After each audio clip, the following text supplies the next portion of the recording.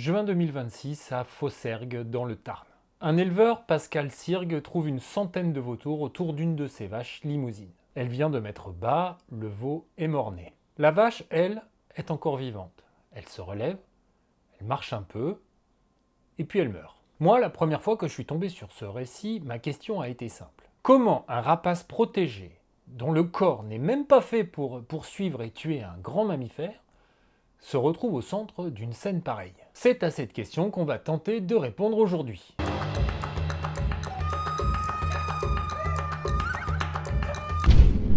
Si tu veux soutenir Richard sur Terre, abonne-toi à sa chaîne. Au début des années 70, il ne reste plus en France qu'un noyau reproducteur dans les Pyrénées, du côté d'Ossau. Ailleurs, les populations nicheuses ont disparu progressivement entre la fin du 19e siècle et les années 40. Et comme d'habitude, il n'a pas disparu par hasard, hein. On lui a fait la guerre. D'abord indirectement, par les campagnes d'empoisonnement menées contre le loup et le renard. Au 19e siècle, et particulièrement dans sa seconde moitié, on utilise notamment des carcasses empoisonnées à la strychnine. Sauf que la strychnine ne fait pas le tri, évidemment. Un charognard qui vient nettoyer la même carcasse meurt de la même façon. Mais le vautour n'est pas seulement une victime collatérale. À cette même époque, il est aussi largement classé nuisible, comme à peu près tous les rapaces à l'époque, et il est donc détruit pour ça. Pourtant, ce lien entre le vautour et l'élevage, il est bien plus vieux que ce conflit-là. Il y a même un vieil adage latin qui résume très bien les choses. Non, ça va pas vous plaire, c'est en latin. Ubi pecora, ibi vultures. Là où sont les troupeaux, sont les vautours. À partir de 1981, la France relance l'espèce. Attention, pas dans les Pyrénées, hein. Il ne s'agit pas là de réintroduction, mais de protection d'un noyau qui a survécu. Ailleurs, dans les grands causses d'abord, puis les baronnies, le Vercors, le Verdon, des dizaines d'oiseaux sont relâchés. Avec les parcs naturels régionaux, la LPO, et aussi une partie du monde agricole. Dans les baronnies, par exemple, le comité qui prépare ce retour réunit des élus, des éleveurs, des naturalistes, des chasseurs même, et un vétérinaire. Et les fameuses placettes d'équarrissage offrent en échange un vrai service.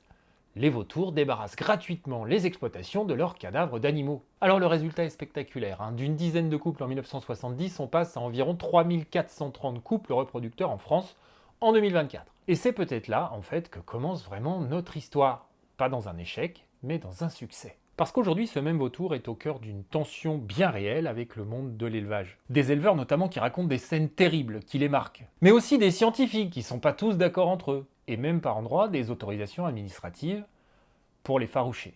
C'est ce dossier-là qu'on va ouvrir. Ces dernières années, le dossier s'est enflammé, dans le Massif central et même ailleurs. 2018 à Massal, dans le Tarn. Des vautours s'en prennent à des veaux à peine nés et à une vache affaiblie par un vélage qui s'est mal passé. Mai 2025 à Massot-Mas-sur-Diesse, Patrick Calvière retrouve une brebis consommée. Un voisin dit avoir entendu des cris, vu une dizaine de vautours déjà dans le troupeau.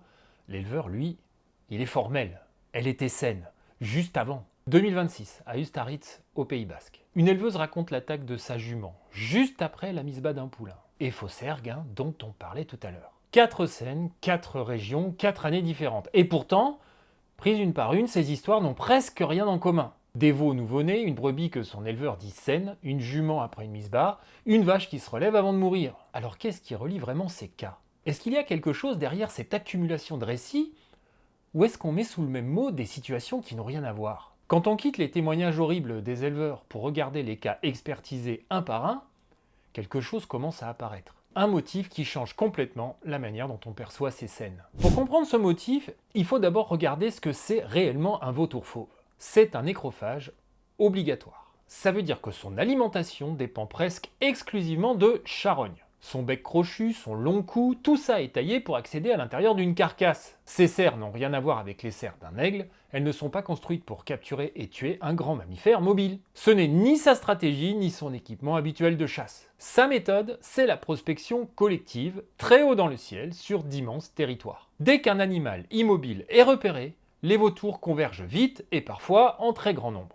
Et c'est là que tout se joue. Dans les dossiers expertisés, il y a un facteur qui revient avec une régularité frappante. L'animal attaqué par le vautour ne peut plus se soustraire à une attaque. Couché, blessé, en détresse, incapable de se relever après une mise bas difficile. Un animal immobilisé devient pour un vautour une ressource accessible, avant même que la mort ne soit consommée. Parce qu'il faut remettre les choses dans l'ordre. Nécrophage, ça décrit un régime alimentaire. Ça ne veut pas dire que toute consommation commence forcément après la mort clinique. Et c'est même pas un comportement nouveau, hein. Dès 1902, on trouve déjà des témoignages de bergers qui décrivent des vautours commençant à consommer un animal avant sa mort complète. On en trouve donc déjà des descriptions il y a plus d'un siècle. Ce qu'on décrit aujourd'hui à Fossergues ne ressemble donc pas à une mutation apparue récemment. Et la raison qui nous vient tout de suite en tête quand on veut expliquer ce comportement, c'est la faim. Oui, si le vautour est un nécrophage obligatoire, encore faut-il qu'il trouve des cadavres à se mettre sous le bec. Or, cette ressource, l'homme l'a profondément modifiée. Pendant longtemps, les animaux morts restaient beaucoup plus facilement accessibles dans les pâturages.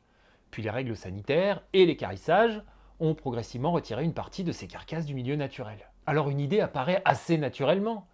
Et si certains vautours, confrontés à une nourriture plus difficile à trouver, finissaient par prendre davantage de risques et se rabattre sur des animaux encore vivants? Et cette hypothèse a été réellement étudiée. En Espagne, après la crise de la vache folle, l'application des nouvelles règles sanitaires provoque dans certaines régions une chute massive des carcasses accessibles aux vautours. Et c'est justement entre 2006 et 2010, au plus fort de cette pénurie, que les plaintes pour attaque atteignent leur maximum. Les chercheurs considèrent donc que le manque de nourriture a pu contribuer à ces attaques. On sait aussi qu'un vautour privé de nourriture prospecte plus loin et prend davantage de risques. Le rapport interministériel français de 2014 considérait d'ailleurs que cette raréfaction avait probablement contribué au phénomène espagnol. Mais comme d'habitude quand on veut aller au bout des sujets, c'est jamais aussi simple. Parce que dans les grands causes, les chercheurs étudient ce scénario dans les signalements entre 2007 et 2014 et ils ne trouvent rien de tangible. Les vautours ne semblent pas manquer de nourriture, les placettes augmentent d'ailleurs, la quantité de carcasses disponibles aussi, et leur reproduction reste bonne,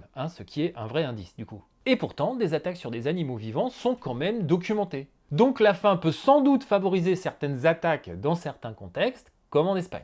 Mais elle n'est pas nécessaire pour qu'un vautour commence à consommer un animal vivant. Voilà, j'en suis là de mon enquête, mais une fois qu'on sait qu'une intervention sur un animal vivant est possible, une question bien plus difficile se pose. Est-ce que le vautour a causé la mort, ou est-ce qu'il a seulement accompagné, si je puis dire, une mort déjà inévitable? Il l'a bien accompagné, ouais. Et c'est exactement ce que des scientifiques essaient de trancher depuis des décennies, avec des outils de plus en plus précis. Alors on va faire les choses dans l'ordre. Première étape, dans les Pyrénées, entre 1993 et 2009, un rapport officiel analyse des dizaines de dossiers. Le rapport conclut que dans certains cas, les vautours peuvent contribuer, voire provoquer, la mort d'un animal. Surtout chez les nouveau-nés ou les femelles en difficulté de mise bas. Mais ce même rapport révèle un vrai problème de méthode. Pour vérifier ces conclusions, il compare des expertises vétérinaires classiques à une technique plus fine qu'on appelle histologie. C'est l'étude microscopique des tissus. Résultat, sur 24 dossiers comparables, 13 donnent des résultats contradictoires, et toujours dans le même sens. L'histologie, à l'époque, a tendance à classer post-mortem des cas que le vétérinaire de terrain avait jugés ante-mortem. Il y a même un cas resté célèbre dans le dossier. Une jument vue vivante sous les vautours par des témoins directs est classée post-mortem par l'histologie. Et oui, c'est à se demander si on lui fait pas dire ce qu'on veut des fois, à la science. En tout cas, la méthode et les conditions d'interprétation utilisées dans ces dossiers à cette époque-là ne suffisent pas à trancher proprement. C'est le moins qu'on puisse dire. Ça ne dit rien en soi sur ce qu'une méthode plus fiable permettrait d'établir. On va y revenir. Deuxième étape, les grands causes entre 2007 et 2014. Cette fois, le protocole est beaucoup plus cadré. 156 signalements, 82 expertisés par un vétérinaire indépendant formé spécifiquement à cette question. 63 interventions de vautours établies, 42 après la mort, 15 avant et 6 indéterminés. Et sur ces 15 cas ante-mortem, aucun n'est classé comme cause première de la mort. Les vautours apparaissent tantôt comme facteur aggravant, tantôt comme rôle auxiliaire, tantôt responsable de simples blessures sans conséquences vitales. Mais tous les animaux concernés avaient déjà perdu leur mobilité. Troisième étape, plus récente, une étude médico-légale espagnole en 2024 qui pousse la méthode encore plus loin. L'histopathologie moderne, elle est capable de détecter une réaction vitale des tissus. C'est-à-dire la preuve directe qu'une lésion a été produite du vivant de l'animal ou pas. Résultat, parmi les prélèvements exploitables de cette étude, 4 dossiers confirment une intervention ante-mortem. Tous les 4 se situent dans un contexte péripartum, c'est-à-dire autour de la mise bas. 3 méthodes, elles ne répondent pas exactement à la même question, mais chacune à sa manière réduit une part de l'incertitude. Et d'une étape à l'autre, les mêmes facteurs reviennent. La période périnatale et l'immobilisation. Alors ce qu'on peut dire aujourd'hui, ce n'est ni les vautours ne toucheront jamais un animal vivant, ni les vautours sont devenus des prédateurs. C'est beaucoup plus étroit que ça, mais surtout beaucoup plus solide. Des interventions sur animaux vivants existent, elles sont documentées, Mais rien ne démontre à ce jour une stratégie généralisée de prédation sur du bétail adulte et en bonne santé. Alors ça n'exclut pas des cas ponctuels où l'intervention du vautour peut contribuer à la mort, voire la provoquer. Mais prouver qu'un vautour est intervenu du vivant de l'animal, c'est toujours pas prouvé qu'il est la cause première de sa mort. Et cette distinction, elle est indispensable pour attribuer une causalité. Mais elle ne suffit pas, à elle seule, à effacer ce que vit l'éleveur. Un éleveur qui pratique un élevage extensif, il peut pas être partout. Il sait pas à l'avance quel vélage va mal se passer ou quelle bête va rester couchée trop longtemps. Alors il y a des recommandations officielles, c'est sûr, comme mettre les animaux vulnérables sous abri, renforcer la présence humaine autour des misbahs. Alors évidemment c'est rationnel sur le papier, mais dans un système pastoral extensif, ça veut dire une charge de travail en plus, du temps en plus, parfois des infrastructures en plus. Et en plus il y a un fait qui pèse lourd dans cette équation. Contrairement au loup ou à l'ours, il n'existe à ce jour aucun mécanisme national d'indemnisation spécifique pour les pertes attribuées aux vautours. Alors l'État justifie cette absence par la rareté des pertes et le statut nécrophage de l'espèce. Mais disons les choses simplement, l'éleveur qui vient de perdre un animal, lui, cette rareté statistique, il s'en cague. En 2021 déjà, cette tension était devenue visible. Olivier Duriez, chercheur spécialiste des vautours et membre du comité interdépartemental vautours élevage du Massif central, il avait choisi de démissionner. Selon lui, les résultats scientifiques produits sur ces interactions n'étaient pas assez pris en compte dans les discussions, surtout lorsqu'ils ne correspondaient pas à ce que certains acteurs affirmaient sur le terrain. Ça ne veut pas dire que les éleveurs avaient tort, ni que l'administration ignorait volontairement la science, mais ça montre qu'à ce stade, le désaccord ne portait déjà plus seulement sur les faits. Il portait sur une question beaucoup plus délicate. Quand les témoignages de terrain et les études scientifiques ne racontent pas exactement la même chose, à quoi est-ce qu'on donne le plus de poids pour décider ? C'est dans ce contexte que le préfet de l'Aveyron signe le 12 novembre 2024 un arrêté autorisant les tirs d'effarouchement non létaux sur 102 communes dans le Brac et le Lévézou, valable pour 2025 et 2026, réservé aux détenteurs de permis de chasser formés par l'Office français de la biodiversité. Le Conseil scientifique régional du patrimoine naturel d'Occitanie, saisi avant la décision, adopte une posture nuancée. Alors il reconnaît que la majorité des dossiers expertisés relèvent du post-mortem ou de complications de mise-bas, mais il identifie aussi 2 cas exceptionnels, dont un expertisé où la mortalité a pu être provoquée par les vautours. Il juge l'effarouchement d'efficacité limitée, insiste sur la nécessité d'un accompagnement plus large et donne finalement un avis favorable. Mais évidemment, il provoque simultanément une réaction extrêmement dure de la LPO qui considère justement que les données scientifiques ne justifient pas cette mesure. Chacun est à sa place, Les éleveurs gueulent, les associations gueulent, et l'État au milieu, il ne sait pas trop quoi faire. À partir de là, la question n'est plus seulement scientifique. L'administration doit arbitrer entre des données imparfaites, des contraintes de terrain bien réelles, et la protection d'une espèce. C'est un arbitrage sous incertitude, pas un choix entre une réponse claire et son absence. Et cette incertitude, malheureusement, n'a pas disparu avec les données les plus récentes. Juin 2025, à Saint-Vincent-de-Salers, dans le Cantal, Jean-François Velle découvre les restes d'un veau de 3 mois entouré d'une 60aine de vautours. 3 autres jeunes bovins sont retrouvés morts à proximité. Il dit avoir vu le premier animal en bonne santé, mais 2 jours plus tôt. Et 2 jours, c'est assez pour que le doute s'installe. C'est le genre de cas qui montre bien la difficulté. Une consommation par les vautours qui ne fait guère de doute, et une causalité que les éléments publics disponibles ne permettent pas de complètement trancher. Lors d'une réunion en juin 2026, la DDT du Tarn présente les données attribuées à l'Office français de la biodiversité. 63 signalements pour le Massif central en 2025. Près des 2 tiers concernent des bovins, environ 1 tiers liés à une mise-bas. 6 attaqués antémortem y sont présentés comme confirmés. Mais encore une fois, confirmé antémortem, ça veut toujours pas dire confirmé comme cause première de la mort. Et en plus, la ventilation causale précise de ces 6 cas, c'est-à-dire primaire, aggravante, auxiliaire ou animal déjà condamné, je ne l'ai pas trouvé accessible publiquement. Et c'est précisément dans cette zone grise que le dossier continue de prendre de l'ampleur. Parce que pendant que la causalité reste difficile à établir au cas par cas, les signalements, eux, y continuent. Dans le Cantal, le Tarn, le Pays Basque, de nouveaux cas sont rapportés en 2025 et en 2026. Au point que le sujet remonte désormais jusqu'au Parlement.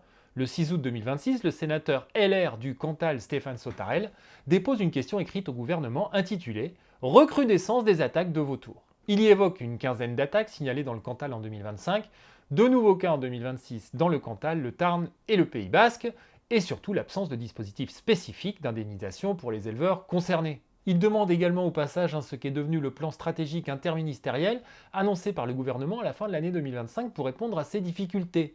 mais sur lequel aucune communication n'aurait été faite depuis. Au moment où je tourne cette vidéo, sa question est toujours en attente de réponse du ministère de l'Agriculture. Seulement, cette montée en puissance politique ne règle pas la question qui nous occupe depuis le début. Qu'est-ce qu'on peut réellement établir sur le déroulement de ces morts? Parmi les images et les reportages que j'ai pu retrouver, aucun ne documente la séquence complète qui permettrait de mieux reconstituer la chaîne des événements. Un animal adulte manifestement sain et mobile, une attaque spontanée, une immobilisation causée par les vautours eux-mêmes, puis la mort. Une mort confirmée ensuite par une expertise indépendante. Alors ça ne veut pas dire qu'une vidéo soit nécessaire pour établir une causalité, c'est simplement la limite des images publiques dont on dispose. La preuve d'attaque ante-mortem, elle existe. On vient de le voir. Ce que ces images ne permettent pas d'établir, c'est la cause initiale de la mort dans chaque cas précis. Et en vérité, même si une telle séquence existait, elle permettrait d'éclairer un cas, pas de répondre à elle seule à la question beaucoup plus large de ce qui se passe à l'échelle de la population. Parce qu'au fond, tout ce qu'on vient de voir ramène au comportement même du vautour. Un vautour, il n'a pas besoin d'attendre qu'un animal soit mort pour commencer à s'y intéresser. Un animal affaibli, immobilisé, agonisant ou incapable de fuir, c'est déjà pour lui une ressource alimentaire. Il va s'approcher, attendre, parfois donner un premier coup de bec pour tester la réaction, et si l'animal est très affaibli, immobilisé, agonisant ou épuisé par une mise bas, le vautour va simplement commencer à le bouffer. Alors c'est brutal à voir, hein, évidemment, mais biologiquement, ça relève de son comportement normal de charognard. Il n'attend pas nécessairement l'arrêt cardiaque. Et c'est probablement là que naît une bonne partie du conflit. Parce que pour l'éleveur qui découvre son animal encore vivant sous les vautours, la scène ressemble forcément à une attaque. Biologiquement, pourtant, elle peut raconter plusieurs histoires très différentes. C'est pour ça que je m'en tiens à ce qui est publiquement documenté. Parce que pour faire un travail de recherche honnête, je peux pas faire autrement. Et c'est là qu'on revient au paradoxe du début. Le vautour fauve, lui, a bien été sauvé. D'une poignée de couples à plus de 3400 en un demi-siècle. Oui, on peut appeler ça une réussite spectaculaire de conservation. Mais sauver une espèce, c'est une chose. Réapprendre à vivre avec elle, c'en est une autre. Parce qu'au bout du bout de cette histoire, il y a deux réalités qu'on ne peut pas simplement opposer. D'un côté, un grand nécrophage dont rien ne permet de faire un prédateur ordinaire du bétail, et de l'autre, des éleveurs qui retrouvent parfois des vautours autour d'un animal encore vivant, qui ne savent pas toujours exactement ce qui s'est passé, et qui doivent malgré tout assumer seuls la perte, le doute et la surveillance supplémentaire. Alors peut-être que la suite ne consiste ni à transformer le vautour en coupable idéal, ni à demander aux éleveurs de considérer chaque cadavre comme le simple prix à payer pour la biodiversité. Elle consiste peut-être à reconstruire quelque chose de beaucoup plus concret, mieux expertiser les cas, mieux accompagner les éleveurs lorsqu'un doute existe, prévenir les situations à risque. Et aussi peut-être, je dis bien peut-être, redonner davantage de place à ce qui faisait autrefois fonctionner cette relation. Permettre que les carcasses du bétail retournent aux vautours plutôt que de partir systématiquement à l'équarrissage. Parce qu'après tout, pendant des siècles, c'est aussi comme ça que ces deux mondes ont coexisté. Ubi pecora, ibi vultures. Là où sont les troupeaux, il y a les vautours. La vraie question, désormais, c'est de savoir comment on veut vivre avec eux. Voilà, merci d'être allé au bout de cette vidéo. Je me suis cassé le bonnet à faire des recherches et vous leur avez fait honneur. Merci, c'est vraiment gentil. Dites-moi en commentaire ce que vous pensez de tout ça. N'oubliez pas de vous abonner. On vient de passer les 100 000 abonnés. C'est quand même pas rien, merci à tous. N'oubliez pas non plus de rejoindre cette chaîne pour du contenu exclusif. Je vous dis à bientôt sur Terre Wave.